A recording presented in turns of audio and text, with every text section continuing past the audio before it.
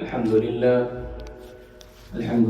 نحمده ونستعينه ونستغفره ونؤمن به ونتوكل عليه ونعوذ بالله من شرور أنفسنا ومن سيئات أعمالنا من يهده الله فلا مضل له ومن يضلل فلا هادي له ونشهد أن لا إله إلا الله ونشهد أن لا إله إلا الله ونشهد أن لا إله إلا الله ونشهد أن محمدا عبده ورسوله إن الله وملائكته يصلون على النبي يا أيها الذين آمنوا صلوا عليه وسلموا تسليما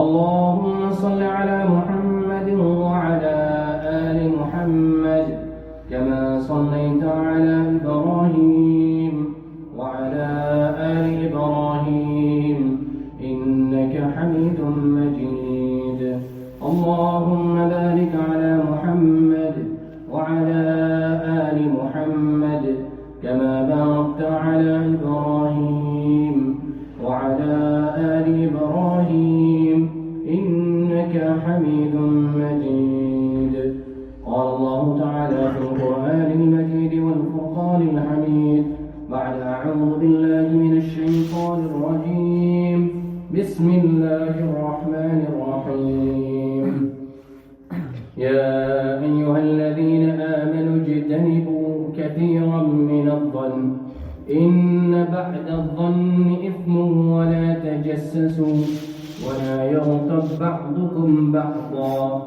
أيحب أحدكم أن يأكل لحم أخيه ميتا فكرهتموه واتقوا الله إن الله تواب رحيم صدق الله العظيم السلام عليكم ورحمة الله وبركاته. All praise be to Allah subhanahu wa ta'ala, the Lord of the heavens and the earth, the one who created us and the one who provides for us and the one who loves us. Allah subhanahu wa ta'ala sent Nabi sallallahu alayhi wa sallam upon us so that he could teach us how to live our life, how we can follow the Sunnah of Nabi sallallahu alayhi wa sallam, how we can benefit from it, and through that to gain the pleasure of Allah subhanahu wa ta'ala. A person who has the love of Nabi sallallahu alayhi wa sallam in his heart will do everything that he can to please Allah subhanahu wa ta'ala as well. When we look into the akhlaq of Nabi sallallahu alayhi wa sallam, there was nothing which you could compare to it. وَإِنَّكَ لَعَلَىٰ خُلُقٍ عَظِيمٍ. Nabi sallallahu alayhi wa sallam had the best of character. Nabi sallallahu alayhi wa sallam had the best of ways and methods and the best ways of dealing with people. And when we look into our life, our whole life is dealing with those who are around us, speaking to and communicating with others, having a relationship with others. The relationship that we have with Allah subhanahu wa ta'ala is private. It is something that we have between us. It is only something that Allah knows about. It is a very private matter. But when it comes to people that we know, the relations that we have, the family members that we have, all of that, it is out in the open. And it affects many different people, and the way that we treat them and the way that we are around others has a big effect on how we are going to be and how they are going to be as well. And this was one of the most important things that Nabi sallallahu alayhi wa sallam tried to teach and talk about with the Sahaba radiallahu anhu, and it passed down to the Ummah as well. And it is something that we have to look into as well. When we look at the character of Nabi sallallahu alayhi wa sallam, we see that he was a very honest person. He was trustworthy and he was very respectful. Doesn't matter who the person was in front of him, whether they were younger, whether they were older, whether they were a relative of his parents, or if he was a tribe from somewhere else. Whoever it was, Nabi sallallahu alayhi wa sallam treated them with utmost respect. And this is what we have to do as Muslims as well. Not just as Muslims, but as humans. Allah subhanahu wa ta'ala created insan in the exact same way. Insan is the exact same person.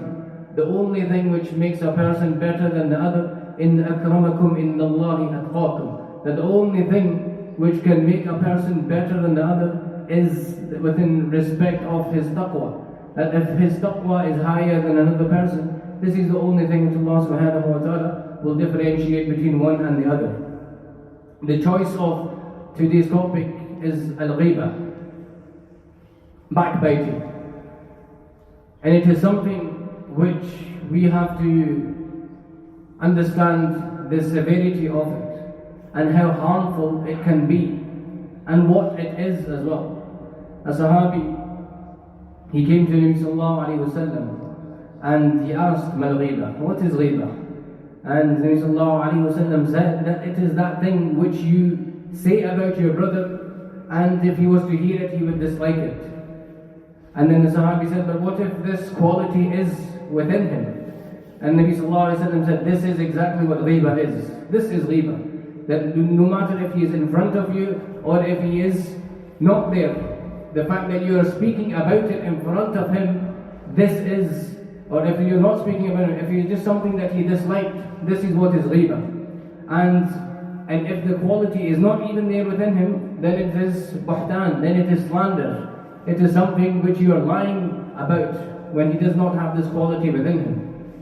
And in order to explain the strength and the severity of it, Allah mentions in the Quran, يَا أَيُّهَا الَّذِينَ آمَنُوا اجْتَنِبُوا كَثِيرًا مِنَ الظَّنِّ. That, O you who believe, wherever Allah subhanahu wa ta'ala mentions, O you who believe, Ya ayyuhal ladina amanu, we have to remember it is us, we decided to accept this faith, this iman, this belief that we have of the kalima la ilaha illallah. When Allah mentions Ya ayyuhal ladina amanu anywhere in the Quran, it is for us to remember that you accepted Allah's word, you accepted Allah's religion. So it doesn't mean that you get to pick and choose from all of those things what you like. Every single one of those things we have to try and bring into our life. Ya ayyuhal ladina amanu ijtanibu kathiran min adh-dhann. That save yourself from assumption. This is where it all begins. To assume something. That I assume that this person is like this. Or I assume that he has been doing this or this or this. As soon as a person gets interested in another person's life, this is when all of these bad qualities can appear. That why does this person have this? One of the things that it could be is maybe because of jealousy. A person may be jealous of another person. How has he got to this situation? How did he get here? So a person, he starts to dig and he looks for things that this person may have done. And when he does finally find something, then it is like a stomach ache that he has to try and keep it in there. He's found out something bad about that person and he wants to go and tell somebody. He wants to go and tell somebody. This is what shaitan puts into his mind. I found out something about this person, I have to tell someone. So he'll go and he'll find someone and he'll tell that person about it. And then he'll say, just don't tell anybody. And of course that person is going to go and tell somebody as well. And this is where the ball starts rolling. And it has a snowball effect and the whole community knows that such and such a person, he did this. Whereas our deen teaches that if we were to hear something about someone, or if we have some sort of a feeling towards someone, we should try and, instead we should be making dua for them. If we hear about somebody who has done something, we should be looking for excuses for him. That no, he is not a person like this. To try and make as many excuses as possible so that a person does not have a bad or ill feeling towards him. Ijtanibu kathiran min adh-dhann. That, and the word ijtanibu here, it's only been used in one other place in the Quran. يا أيها الذين آمنوا إنما الخمر والميسر والأنصاب والأزلام رجس من عمل الشيطان فاجتنبوه لعلكم تفلحون. When Allah subhanahu wa ta'ala speaks about alcohol and gambling and the worshipping of idols and all of the other things that they used to do in the days of Jahiliyyah, here is ijtanibu. that stay away from these things. And the exact same thing here, that it is at the exact same level as these things, that the gheebah, that the assumption it is from these things, that to stay away from it as much as possible. As soon as a person starts to speak bad about another person, that I should be the better person, that I should defend that person, I should stand up and walk away from that place. This is another thing which Nabi Sallallahu Alaihi Wasallam taught, that if we are in a gathering and something which is against our deen is going on, it is our right as a Muslim to either defend what is going on, to speak up on it, or to walk away from that gathering. A person will ask the question, these are all my friends that I am sitting with, how can I leave the gathering? What are they going to think of me? Then we have to ask ourselves a question, what is more important? What my friends think of me or what Allah thinks of me? That Allah will question me about it, that you were in this gathering, this was said, but you did nothing about it. And if we get up that first time, then people will think, we should stop, this is wrong. The reason why he got up and he went away from the gathering is because we were doing something wrong. Just as staying in that same gathering and sitting there, it means it's okay. The person will do it again and again and again. So the first couple of times when we do it, when we get up from that gathering, since somebody has to take that first step. We always wait for somebody else to do it, but we ourselves have to make that step. إِنَّ بَعْدَ الظَّنِّ إِثْمٍ. That all of the assumptions, they lead towards sin. وَلَا تَجَسَّسُوا. And do not spy on people. Do not go and stop people and see what they are getting up to, especially in today's day and age of social media. Everybody's on Facebook and all the other social media. Somebody posts something on their Facebook, so the phone is lifted up. Did you see such and such a person? They've gone there and they're doing this and they're doing that. Now this goes all the way to another topic, that people nowadays, na'udhu billah, they are showing their sins to everybody as well online. That this is one of the things that Nabi Sallallahu Alaihi Wasallam told us to stay away from. That Allah Subhanahu Wa Ta'ala goes through so much to hide the sins of another person, whereas people are now openly putting their sins out there in front of the world. So this is one thing that we need to stay away from. Don't advertise your whole life to the whole world and show what you are doing. People are not happy today because of these things. That why is people jealous with me? So the simple question is, why are you showing your whole life to the whole world? Why are you posting it out there? This is where nazar and the evil eye and everything comes from as well. So if we want to be safe and we want our families to be safe, we have to make sure that we are not putting everything out there. And back to the topic, وَلَا تَجَسَّسُوا. That do not spy. That when a person, if we see something which is not correct and not wrong, then there's no need to go and tell the whole world about it. If we want to advise the brother or the sister, whoever it is, then we speak to them at the side and give them advice. No, this is not known as backbiting. This is going and giving advice, helping a person out. That when a person comes and we know that they are doing something wrong, that to advise in a good way as well. To not force them and not to say it to them in such a way where they feel humiliated. That we make sure to treat them in the best way possible. To remember they are a Muslim brother, Muslim sister. If we were in that situation, we were in that position, how would we like to be treated? And this is where the Sahaba, they went so far. This is why they became so close to Allah Subhanahu Wa Ta'ala. Because they learned these small things. That the akhlaq and the way we approach other people is what makes us become better people. That if we were to go and explain to them with love, to advise them, not to shout at them, not to tell them off, but explain in a nice way, this is where they'll be able to take it in. If we just go to them and hammer it into them, they won't want to listen. So who are you to say to me? But if we say, yes, no, I have made this mistake in my life before. Nobody is perfect. But this is how we speak to a person that, I am not perfect, you are not perfect. But this is something that I have seen. And maybe this is some way that you can improve on it. And this is a way that a person, he will then take in the message that has been said to him. وَلَا يَغْضَبْ بَعْضُكُمْ بَعْضًا. And then أَيُحِبُّ أَحَدُكُمْ أَن يَأْكُلَ لَحْمَ أَخِيهِ مَيْتًا فَكَرِهْتُمُ. This is one of the most graphic Quran ayahs which Allah Subhanahu Wa Ta'ala has mentioned in the Quran. Imagine a sibling has passed away. a brother or a sister, and the dead body is lying there. People are sad and they are crying and they are making dua for the person. And one of the other siblings, they get up and they start to chew on the leg or the hand of the deceased. Are we going to allow something like that to happen? No, nobody is going to want that to happen to their own sibling.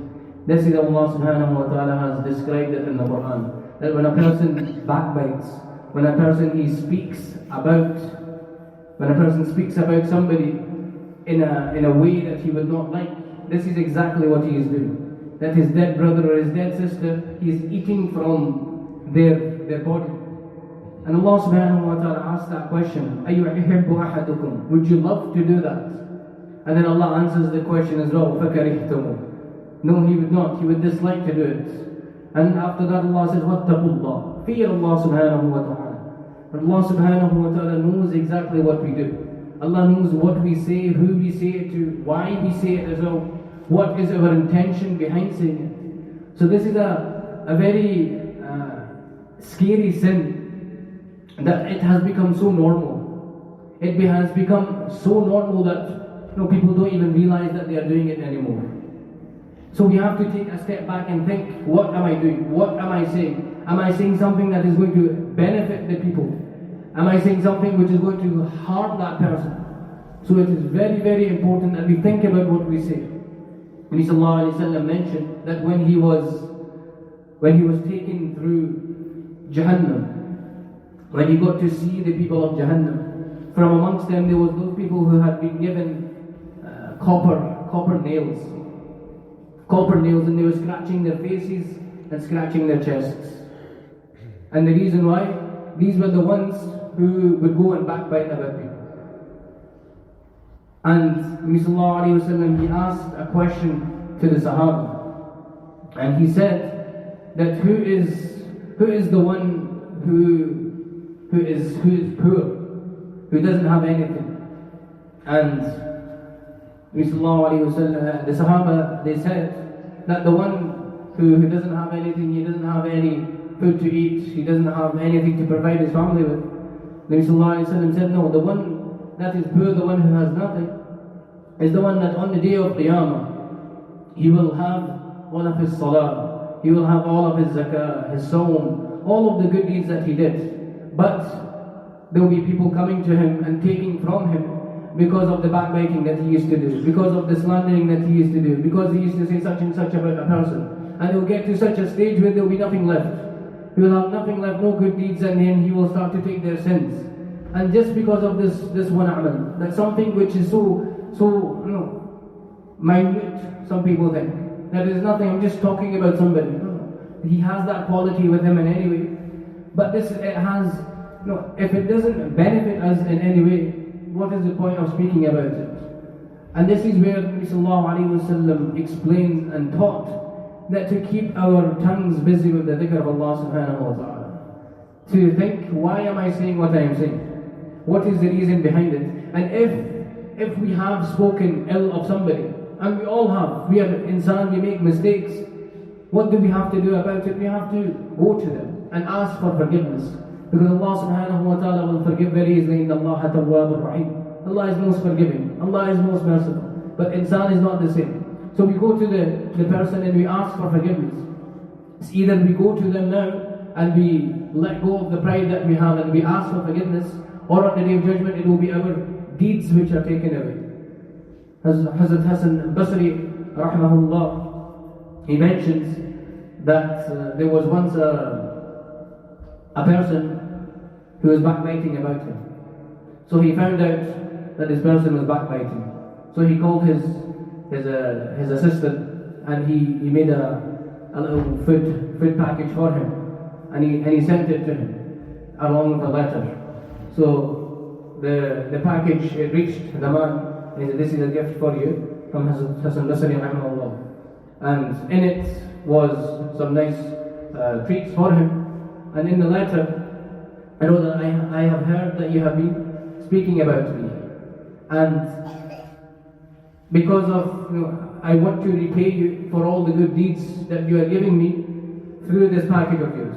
That when a person is speaking about another person, he is taking all of that person's good deeds and he wants you to repay him. And this is something that we have to look into. This is something that we have to think about. That do I want to give all of my hard-earned good deeds to a person who doesn't even know that I'm talking about him, who doesn't even know that I am even thinking of him.